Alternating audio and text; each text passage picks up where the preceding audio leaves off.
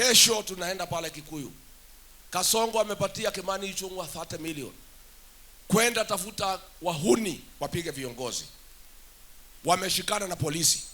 Polisi wamefanya mkutano hapa jana, na Kasongo ameweka ma-OCS, ma-OCPD wote watu ya jamii yao. Wakienda mkutano wanaendesha na kilugha yao.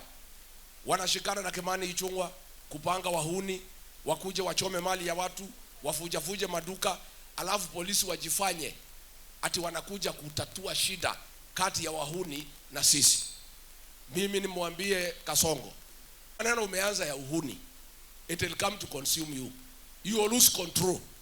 Hii wakora unalete Kenya. Jana amekuwa Nairobi, amekuja na wahuni city center, wanapora watu, na president ya Kenya yako hapo. Sasa hii mtu amechanganyikiwa, amepotea njia. Juzi kuliko aeleze mambo ya Kenya, anatangaza ati vifo ya ng'ombe. Simulisikia? Ati ng'ombe imekufa ati kwa sababu ya kupe. Ni ujinga, si ujinga?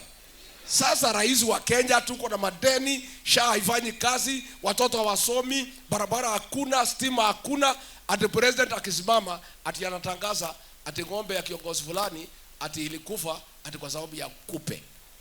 Sasa hapo ndio tumefika.